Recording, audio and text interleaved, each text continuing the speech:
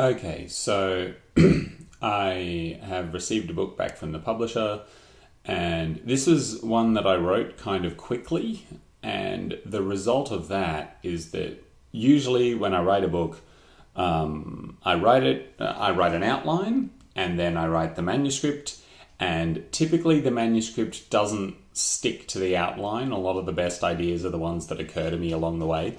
But that means that by the time I write the ending, so every time a good idea occurs to me, I put it in. So, in fact, anytime any idea occurs to me, I put it in. And then I get to the ending, and then I go back and pare away all the things which turned out to be irrelevant, all the ideas which turned out not to go anywhere.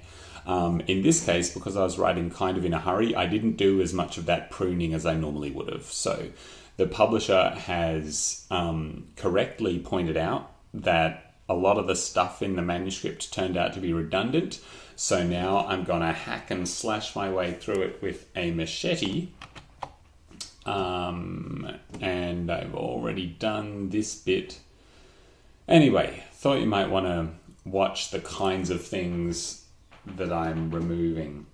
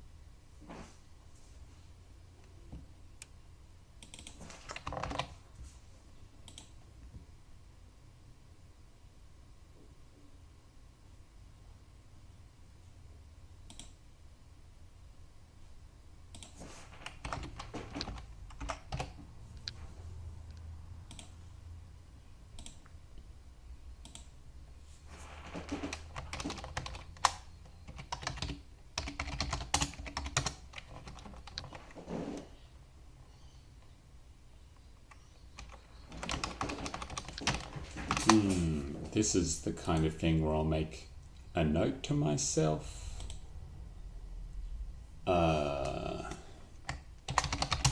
These gloves are cool. He should use them more.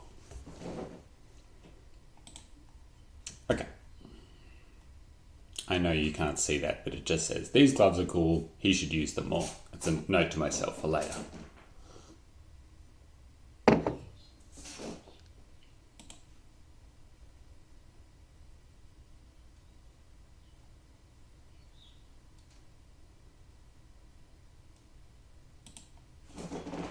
He's already gone up the side of the boat.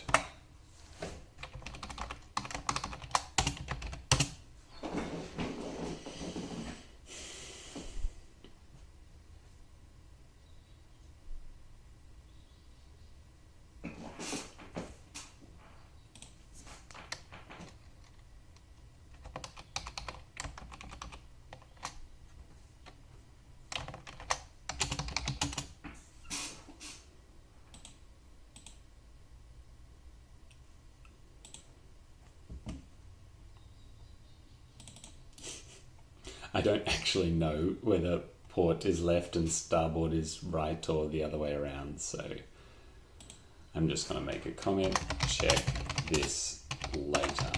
I don't want to derail my editing by starting to research, because I know exactly what will happen.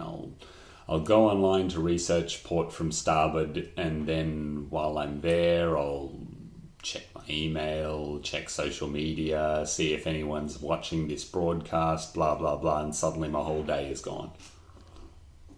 So I'll look it up later. Or better yet, make my publisher look it up. Sorry, Kate, if you're watching this.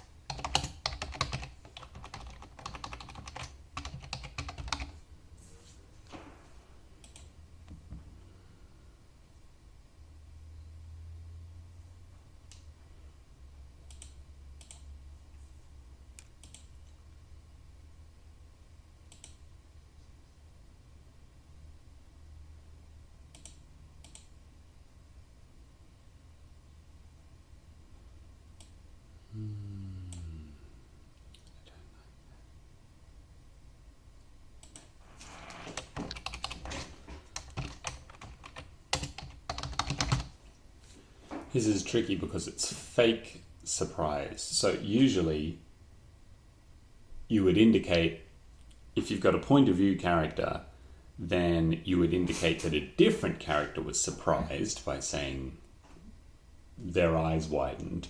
But in this case, Nolan isn't actually surprised. He's faking it. So it's okay to say my eyes widened because he's not actually surprised. He's just doing an impression of someone who is. Yeah, I'm not sure about that. But that's okay. This won't be the final draft, not by a long shot.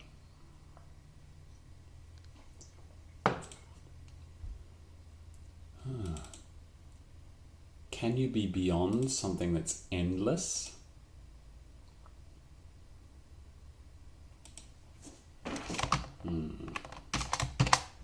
Let's say no.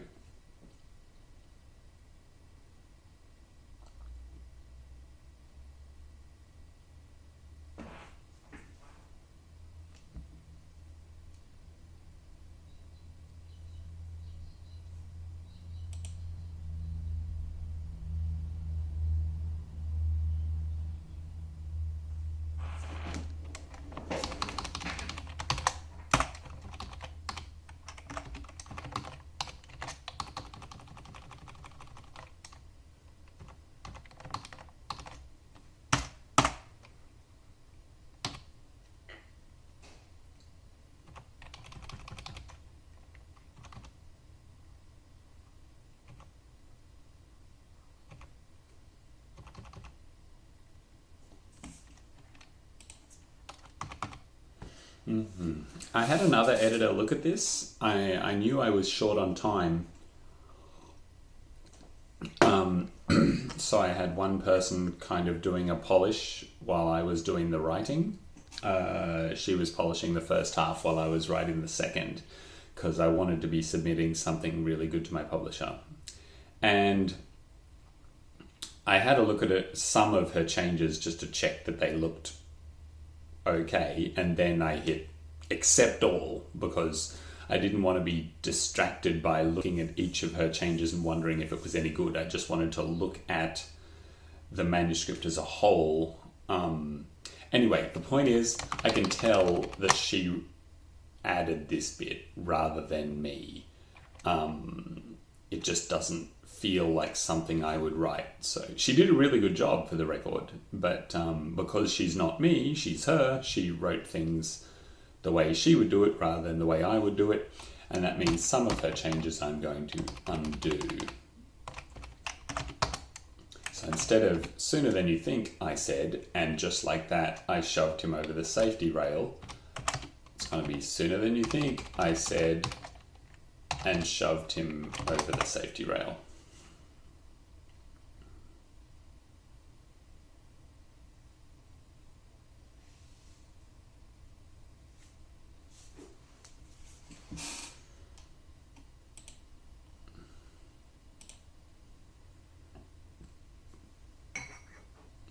It's a bit like how whenever you see the word suddenly, you can usually delete it because including the word suddenly makes what's going to happen less sudden because you're slowing it down by adding an unnecessary word. Does that make sense? Maybe doing this as a live broadcast wasn't a good idea.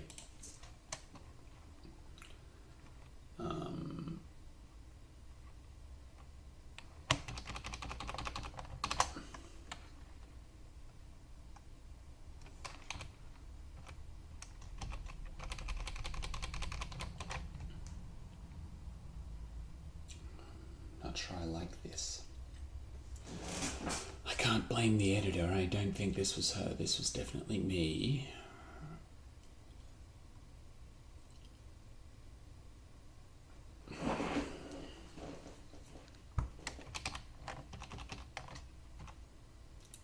Maybe the problem is half a second and then a second, where we're getting sort of hung up on the timing in a way that I don't think is necessary. Sorry, I promised you a structural edit where I would be hacking and slashing, like getting rid of scenes. Instead, I'm tweaking the language, the individual sentences. I'm doing more of a line edit here, but I've discovered that it's best not to overthink it. As long as the manuscript is in front of you, just make the changes that occur to you. And anyway, the point is, overall, this first scene is actually working quite well, so it doesn't need that much. It doesn't need a structural edit. It doesn't need to be deleted. I don't need to eliminate any characters from it, like I'll be doing later. Okay. Stalling, Jack.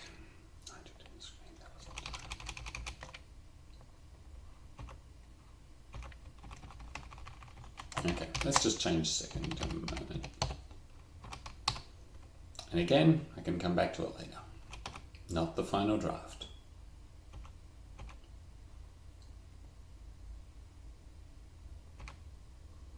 But again, we've highlighted the fact that he didn't scream.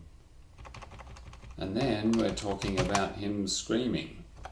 So, let's get rid of that.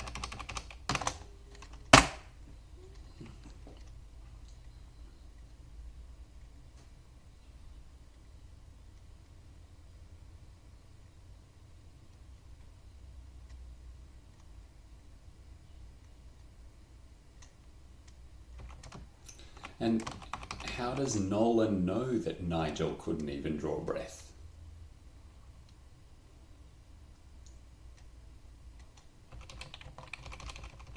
Okay, let's get rid of that too.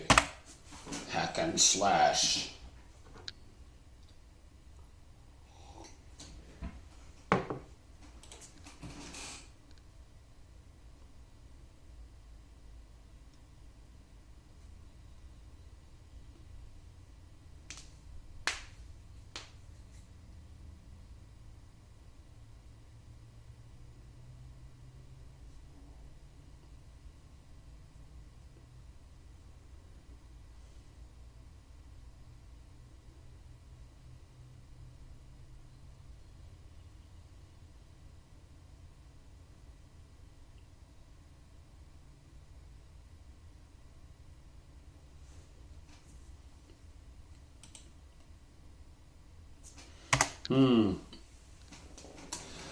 Now,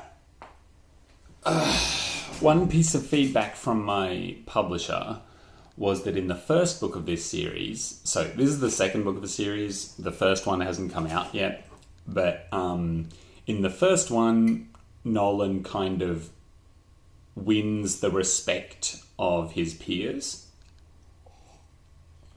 And at the beginning of this one, there's kind of a reset where he doesn't seem to have the respect of his peers anymore, and that's a problem. So I need to find conflict in the story, because conflict is what stories are. Stories aren't just things happening. Stories are a mixture of goals and obstacles and clever workarounds to those obstacles.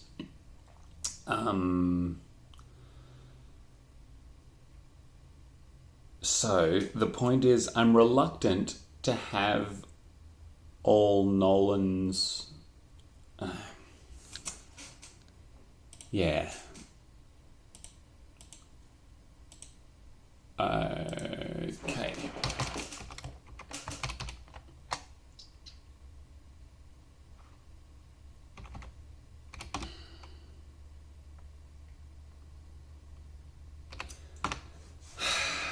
Yeah, I don't know what to do about this.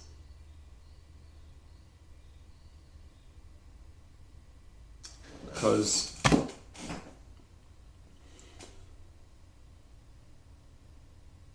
how do I make it clear that Prakash does respect him but is just kind of messing with him?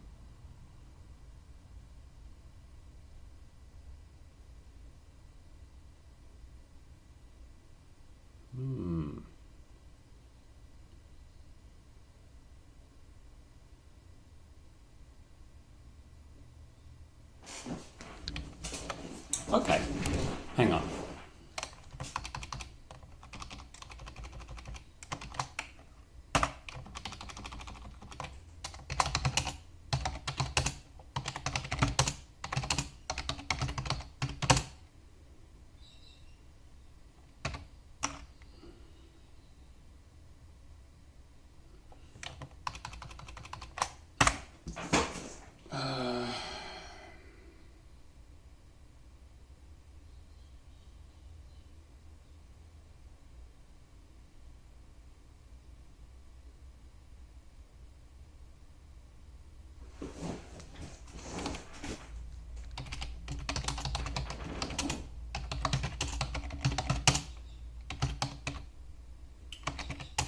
No, that's too much like Mitchie. Oh boy. Editing is often like this. You get sometimes the big things, like, let me show you exactly what I mean. If we go a bit further down, blah, blah, blah, blah, blah, blah, blah, blah, blah. Blah, blah, blah, blah, blah, blah, blah, blah, blah, blah, blah, blah, blah, blah, blah, blah, blah, blub, blub, blub, blub, blub, blub, blub. Okay. Well, there was there was an entire scene I was going to cut just to prove that I was willing to do that, but now I can't find it. Heck, maybe I already cut it. Who knows? Yes, I do this for a living. Why do you ask? All right, but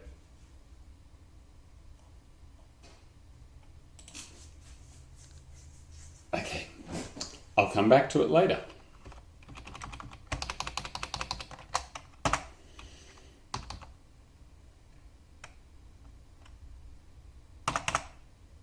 No, I can't come back to it later. This is one of the key problems with the novel, is that Nolan's colleagues, classmates, that's the word. Nolan's classmates don't respect him. Even though in the last book he proved that he deserved their respect.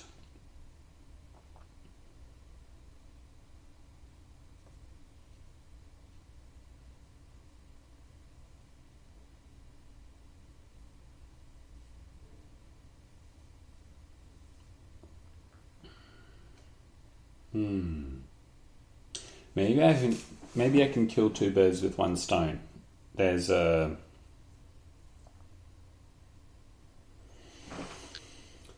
because the other problem is that Nolan seems to have lost some of his personality in this book. And what is Nolan's personality? He's an improviser, he's a rebel, he's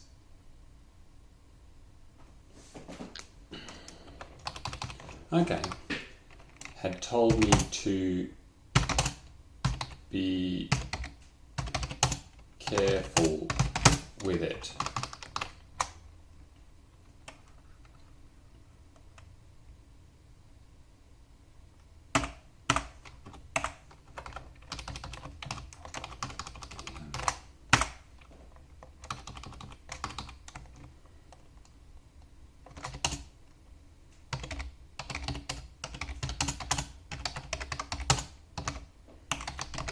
Kind of have to include it resembled a walkie-talkie just so as the reader knows what to picture. Walkie-talkie? Handheld radio? That might be better.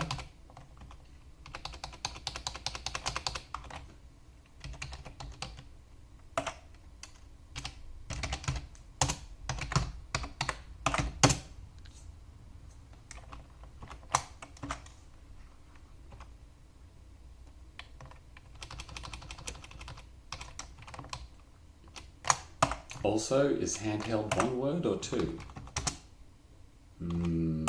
Spell check doesn't seem to have a problem with it.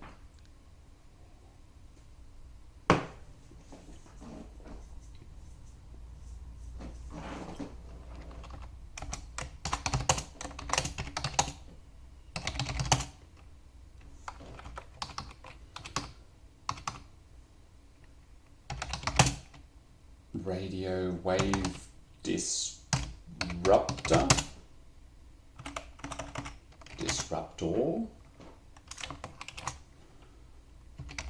messer upper. Yes, spell check doesn't like that.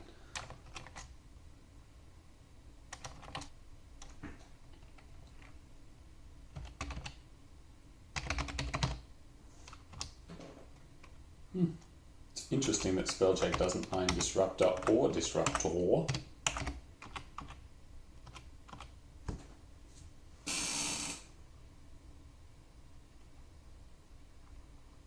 Maybe one is US English, one is UK English, something like that.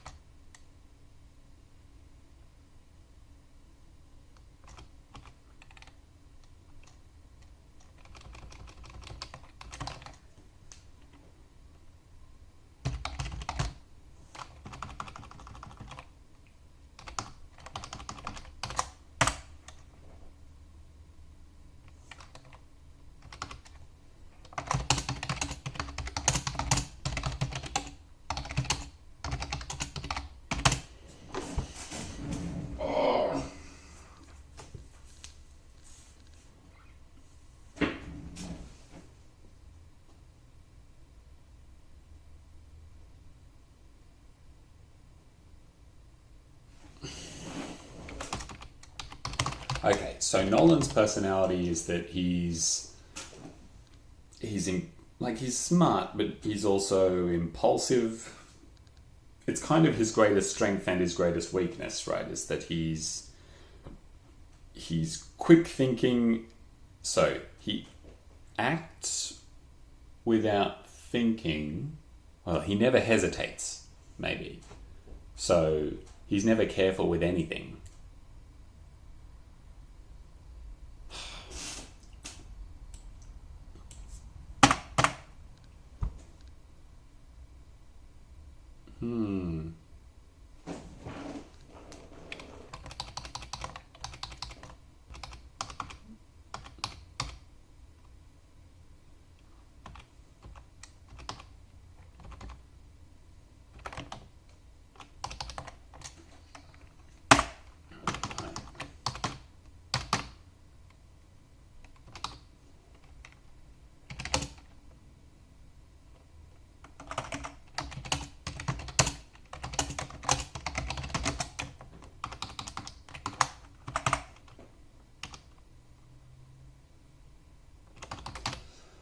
Okay, that'll do for now. I don't want to get too hung up on this one ultimately unimportant thing.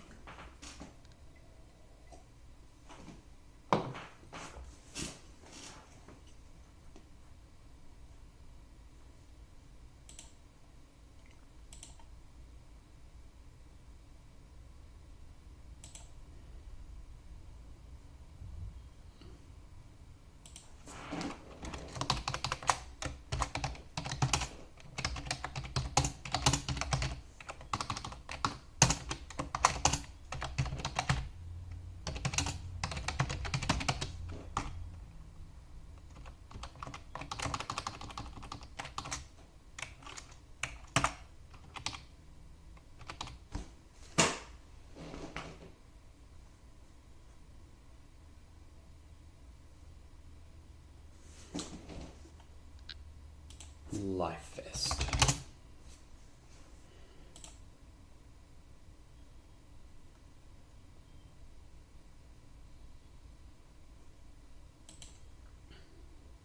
Okay, it's chapter 1 done.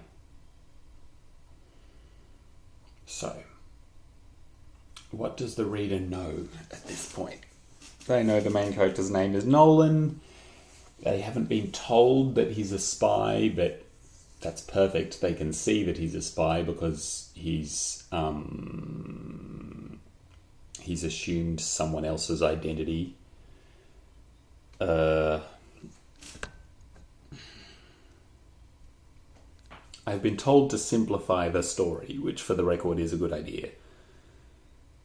But at the moment, the story is he's here to look for an assassin, and if he's not, though... Oh man, okay, just keep going.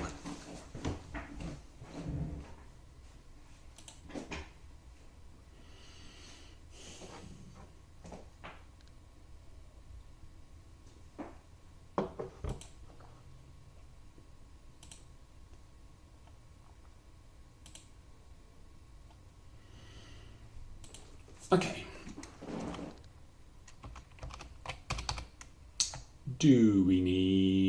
We can simplify this.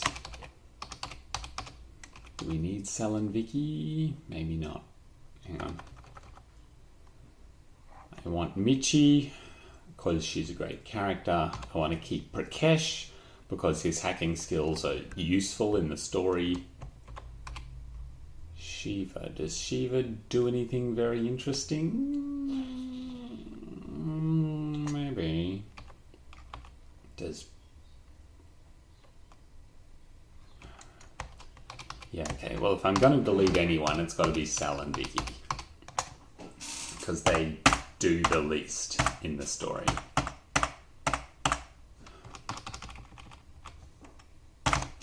Whoops.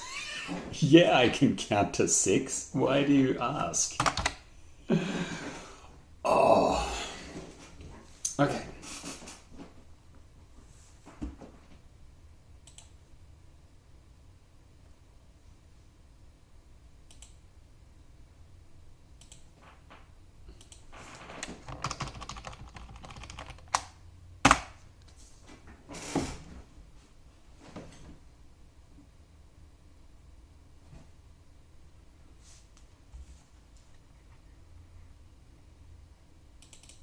Whoops. Didn't mean to do that.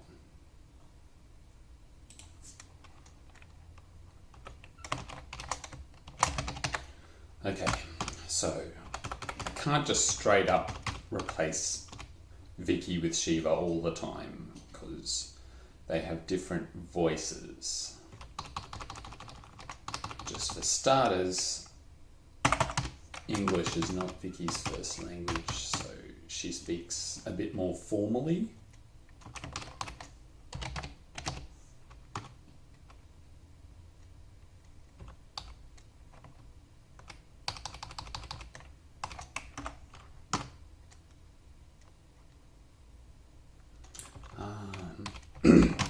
I really liked this sentence. Her French accent sanded back the words, leaving every syllable smooth. But we're deleting Vicky, so her French accent is gone as well.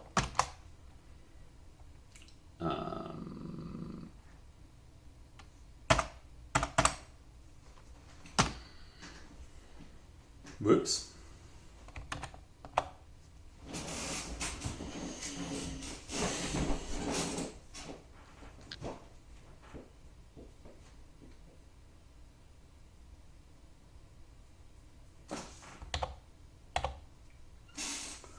Oh man, I'm out of time.